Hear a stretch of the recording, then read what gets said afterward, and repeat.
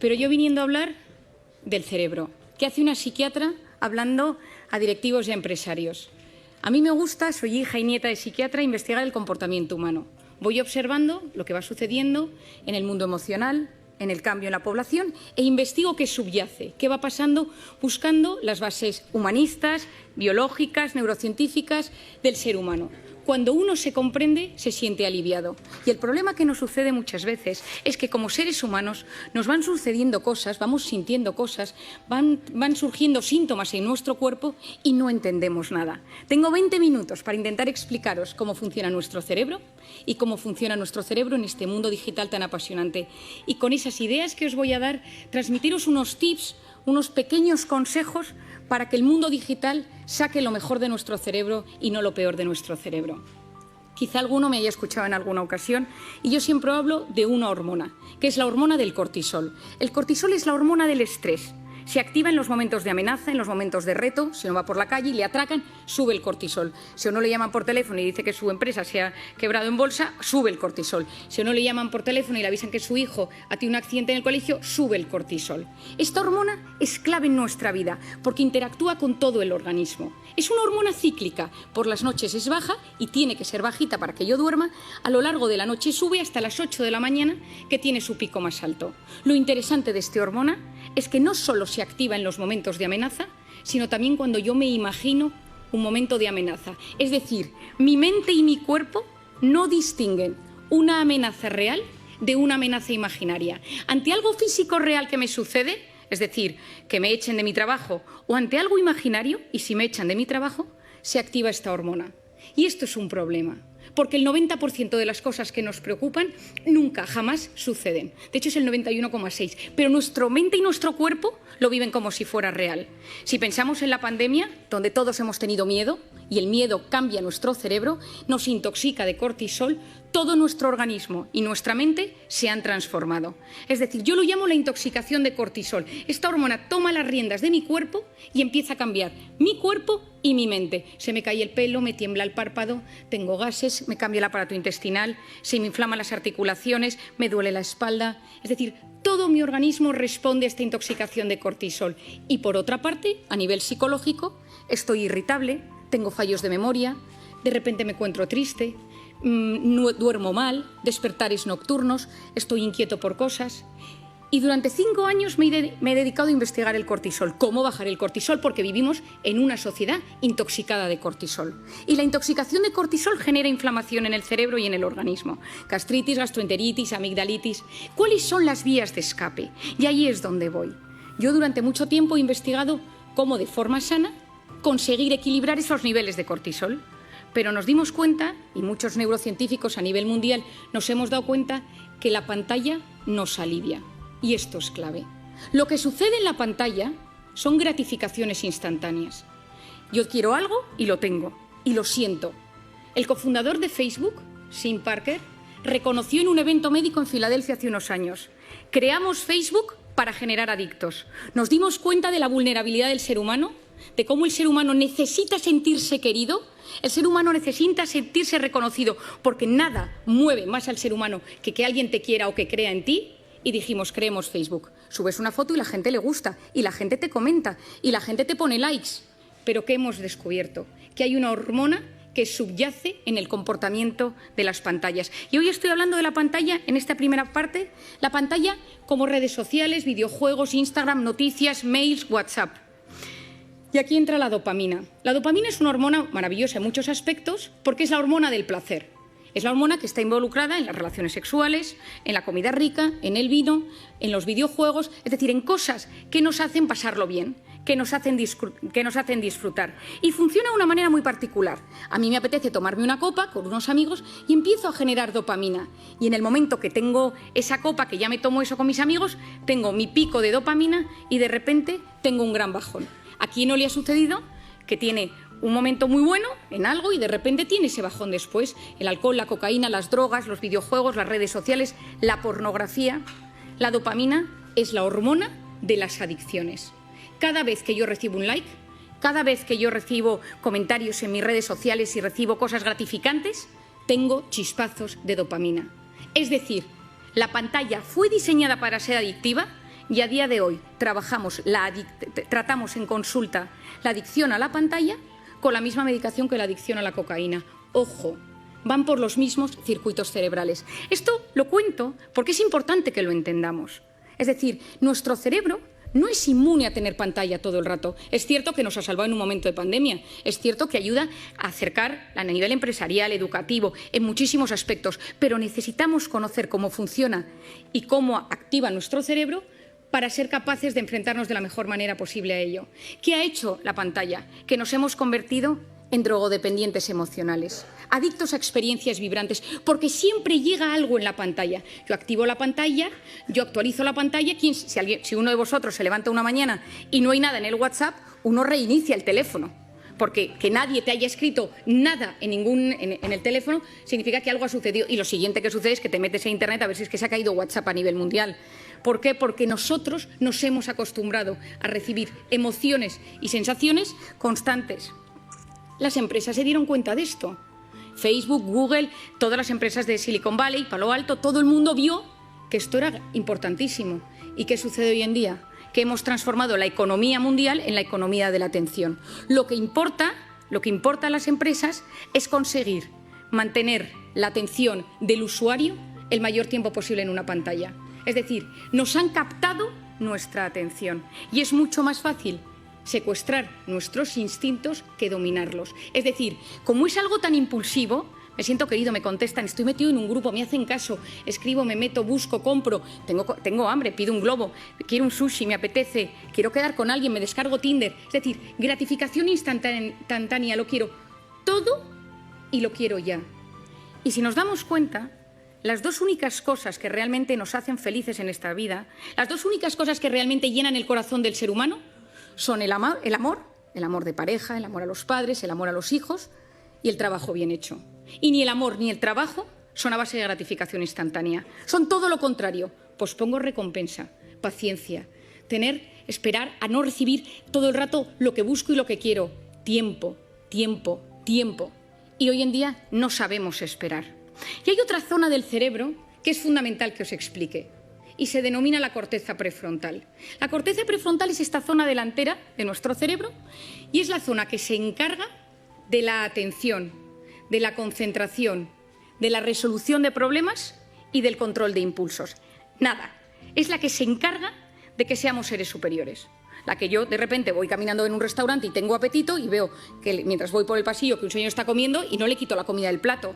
La que hace que yo de repente me apetezca comprarme algo y no me lo compro. Que de repente veo a una persona que me gusta por la calle, estoy casado y digo, no me conviene porque estoy comprometido con otra persona. Esto es la corteza prefrontal. Es el centro neurálgico de la voluntad. Pospongo las cosas o las retiro de mi camino porque no me conviene. Cuando un bebé nace, la corteza prefrontal es profundamente inmadura y el desarrollo del cerebro funciona de atrás para adelante y a medida que uno se va haciendo mayor, va madurando hasta que la corteza prefrontal madura en torno a los 15, 18, 21, 25 y hay gente que no madura casi nunca. En las mujeres madura antes, en los hombres madura después. La corteza prefrontal se activa en un bebé de tres maneras. Es decir, ¿cómo activas la atención de un bebé? Con tres cosas: luz, sonido y movimiento. Si alguno tiene un bebé o ha tenido un hijo, se da cuenta, de repente el hijo está en su hamaquita, pasa el padre, pasa la madre y gira la cabeza. Presta atención. De repente se enciende una lucecita, presta atención, escucha una música y activa su atención. ¿Qué queremos nosotros con la corteza prefrontal de nuestros hijos? Que a medida que se van haciendo mayor, presten atención a objetos inmóviles, a un profesor, que estén sentados en la salita de espera, que vean una puesta de sol y les guste, que puedan ir a un museo, que puedan leer un libro. Es decir, que no solo se active su corteza prefrontal con la luz, con el sonido y con el movimiento, sino que también sean capaces de prestar atención a una conferencia. ¿Qué pasa si yo le doy a mi hijo una tablet, un iPad, lo que sea, con 6 meses, con 1 año, con 2 años, con 3 años? Y yo se la pongo. ¿Qué es la tablet? Luz, sonido y movimiento. Y el cerebro del ser humano funciona con un mecanismo que se denomina use it or lose it. O lo usas o lo pierdes. ¿Quién de nosotros tiene mejor hipocampo, centro de la memoria, desde que usa Wikipedia? Nadie. Todos se nos atrofió el hipocampo. ¿Quién de nosotros se orienta mejor desde que usa Google Maps para todo? Nadie.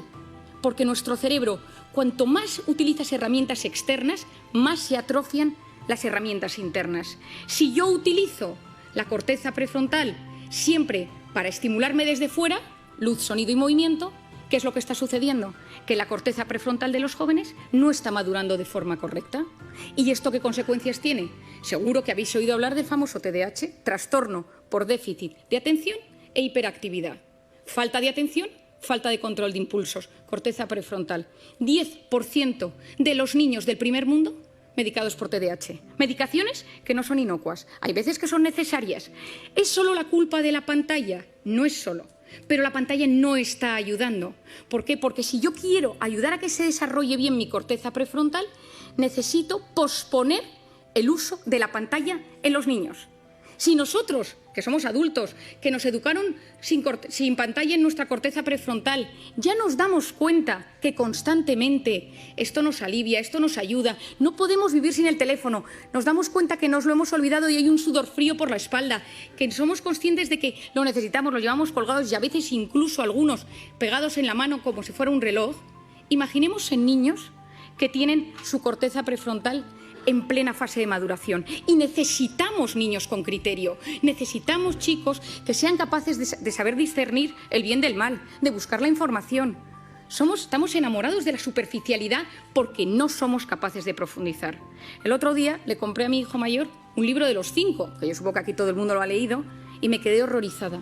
El libro ha cambiado, ya no hay textos descriptivos, solo son una especie de dibujos con textos de aventuras. Y le pregunté, escribía a la editorial y me dijeron, es que nos hemos adaptado a los nuevos tiempos y a la capacidad de lectura que tienen los niños hoy en día. Me quedé preocupadísima. Es decir, no somos ni siquiera capaces de leer. Antes leíamos una novela, la leíamos 2 horas y al día siguiente la retomábamos y nos acordábamos de los personajes. Ahora, durante el tiempo que estamos leyendo, nuestra cabeza está conectada a la pantalla y esto es dopamina y corteza prefrontal. Necesitamos potenciar la corteza prefrontal del ser humano del siglo XXI. ¿Significa que tengo que coger mi teléfono y tirarlo a la basura? Por supuesto que no. Significa que soy yo quien domino el dispositivo y no el dispositivo el que me domina a mí. Es decir, cada vez que yo cojo el teléfono, que se enciende la pantalla, algo está pasando en mi cerebro. ¿Y cuándo cogemos el teléfono? Fuera del plano profesional. ¿Cuándo utilizamos el teléfono? En 2 momentos. Cuando uno está aburrido o cuando uno está estresado. Uno está escuchando una charla, está escuchándome hoy, está de repente, ¿quién no le ha pasado en estas múltiples entrevistas o sesiones por Zoom eternas? Y que uno se da cuenta que no es capaz de seguir el hilo de la conversación y su cerebro le pide el teléfono. ¿Por qué? Porque me estoy aburriendo, me estoy poniendo nervioso porque no me entero bien. Es decir, nuestro cerebro, ante el aburrimiento o ante el estrés, nos pide pantalla. Si esto lo hacemos también con los niños y con los jóvenes, ¿qué sucede? Que no estás dejando a los niños aburrirse y el aburrimiento es la cuna del asombro y de la creatividad. Nadie ha descubierto nada grande en un momento de hiperestimulación, en un momento ajetreado. Unos vieron caer una manzana de un árbol, otros paseaban por los jardines de Atenas. Es decir, si tú quieres crear algo, si tú quieres que te pasen cosas buenas, necesitas ser capaz de frenar el círculo de la hiperestimulación. Y te tienes que empezar a aburrir, porque cuando tú te aburres o dejas que tu hijo se aburra, pasan cosas en el cerebro. Si tú no sabes gestionar el estrés y cada vez que te enfadas con tu marido, con tu mujer, y fijémonos, coges el teléfono, tu hijo te pone de los nervios, coges el teléfono, has tenido un problema con tu jefe, coges el teléfono, porque te alivia, porque fue diseñado para aliviar. Y conocemos los mecanismos que subyacen al tema, pero entonces ya no sé gestionar la ansiedad. Y ojo, quien no sabe gestionar sus emociones en el siglo XXI lo pasa muy mal. Y si me vuelvo al campo de los niños y si me vuelvo al campo de los jóvenes, el que no sabe gestionar estos problemas acaba con problemas de tolerancia a la frustración. Yo siempre digo que darle a un niño un teléfono es como ponerle un minibar en su cuarto. Es decir, oye, que cada vez que te encuentres mal puedes tomarte un chupito. ¿Por qué? Porque el cerebro se siente aliviado ante esa carga de estrés. Tenemos que conocer cómo funciona la pantalla, tenemos que conocer cómo funciona el cerebro para entender que es algo bueno, que las pantallas traen cosas muy positivas, pero que tengo que ser yo quien domine el dispositivo y él no a mí. Hay un documental que se llama The Social Dilemma, hecho por Netflix, que os recomiendo. está Tristan Harris detrás de ello, que es lo que denominan en Estados Unidos, le llaman the closest thing Silicon Valley has to conscience, lo más cercano que tiene Silicon Valley a la conciencia, porque él ha abierto la posibilidad de que haya comités de ética en las grandes empresas tecnológicas para hablar de estos asuntos, porque es la primera vez en la historia que los hijos son menos inteligentes que sus padres. Y me refiero a inteligencia, capacidad de buscar, capacidad de discernir, encontrar dentro de toda la información y saber encontrar lo importante. Estamos en la era del exceso de información y de la falta de formación. Y encima estamos generando una sociedad que no sabe buscar lo correcto, porque ante el estímulo tu cerebro no te permite frenar, no te permite el silencio. Por lo tanto, tenemos mucho, estamos hiperestimulados, nos llegan demasiadas cosas y hay un fracaso en la gestión de la abundancia de lo que nos llega. No sabemos gestionarlo. ¿Qué creo que es lo importante? ¿Qué ideas os daría? La primera de todas, que yo la he recomendado en todas partes, en mis conferencias, en mis libros, a todo el mundo, quitar las notificaciones de la pantalla. Porque las pantallas, cada vez que nos llega algo, que puede ser un grupo del colegio de mi hijo, puede ser un grupo de amigos del tenis de los sábados, es decir, son cosas que hacen pequeñas activaciones de la corteza prefrontal que a la larga me la debilitan. Y que recordemos esto, necesitamos una sociedad con una buena corteza prefrontal. Potenciar esa corteza prefrontal posponiendo la recompensa. Me apetece meterme ahora a ver si me ha escrito alguien por WhatsApp. No lo hago. Me apetece pedirme esta comida ahora. No lo hago. Me voy a meter en Amazon y me voy a comprar esto para que me llegue mañana. No lo hago. Yo pospongo la recompensa. Mi padre, que es un gran sabio de la voluntad, siempre ha dicho, una persona con voluntad llega más lejos que una persona inteligente. Por otro lado, esculpir nuestra atención. ¿A qué quiero prestar atención? Las cosas buenas de la vida suceden en la vida real, porque la vida virtual va a base de gratificaciones instantáneas. Volvamos a conectar con la vida real. En plena pandemia, sí, en plena pandemia tengamos que conectar. Durante tiempo nos han dicho no saludes, no sonrías, no te acerques, no abraces. Y ahora yo lo que digo es, tomemos tiempo para preguntarle a la gente cómo está de cara. Sonriamos a las personas. Volvamos a generar esa conexión humana que es absolutamente clave. Y no quiero terminar sin hablaros de una cosa que para mí, y a pesar de que sé que es un ámbito que os va a sorprender, es fundamental. Os he contado que yo llevo varios años investigando el cortisol y siempre investigo las hormonas y la dopamina, la del placer, la serotonina, la felicidad, la oxitocina, la hormona del parto y de la lactancia. Y hace 2 años me sucedió una anécdota. Acababa de nacer mi tercer hijo, yo tengo 4 niños, y acababa de nacer mi tercer hijo y yo estaba en plena lactancia y estaba de baja maternal. Y me llamaron del hospital y me dijeron que estaban presentando un nuevo fármaco en Madrid y me acerqué con mi coche, yo tengo un Golf muy viejo que tiene muchos años, que está medio rayado, al centro de Madrid.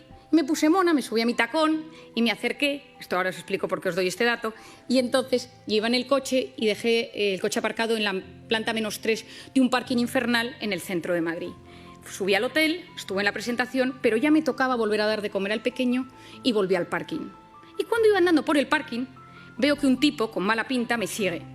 Y entonces empiezo a ver que me sigue, empiezo a andar y digo, ay, que me está subiendo el cortisol. Soy muy consciente de mis cosas y empecé a notar que me angustiaba. Y que empezaba a no poder respirar y de repente, al lado de mi coche rojo, viejo, rayado, había un cochazo y entonces me dijo, dame las llaves. Y le dije, no, que mi coche es el rojo viejo, que este no es mi coche. Y entonces, en vez de darle las llaves, el móvil, la cartera, todo, me subí al coche, bajé el pestillo y arranqué. No podía respirar, me dio un ataque de pánico y encima era plenamente consciente. Taquipnea, taquicardia, no puedo pensar, corteza prefrontal, se me duerme la mano.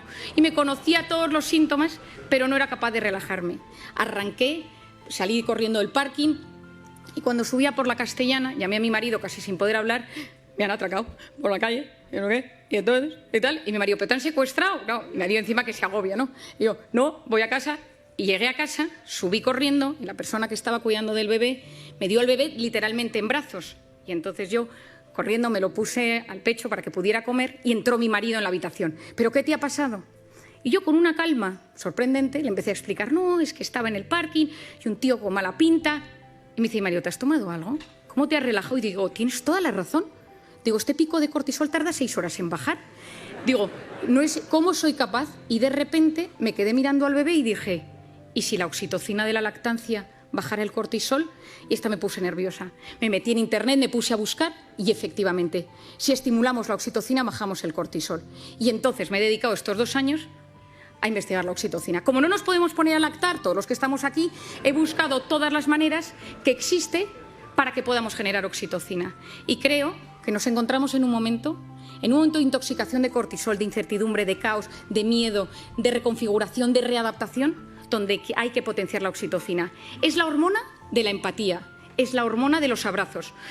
Lo que funciona son 8 segundos. Yo a la gente la tengo un poco cortada porque la abrazo 8 segundos, que la gente lleva 2 años sin abrazarse, y al tercer segundo le digo, relájate que quedan 5. Abrazos de 8 segundos bajan los niveles de cortisol. Mirar a alguien a los ojos y escucharle sin teléfono delante. Te escucho y no te juzgo. Estoy a tu lado. Me ilusiono de lo que me cuentas. Dedico tiempo a hacerte feliz. Esto es la oxitocina, es la hormona de los vínculos, es la hormona de lo que yo llamo las personas vitamina. Por lo tanto, en esta sociedad, en este momento donde todavía hay mucho cortisol, donde todavía hay mucho miedo, donde nos estamos adaptando, volvamos a la vida real. Potenciemos la oxitocina de las relaciones humanas y convirtámonos en personas vitamina. Muchas gracias.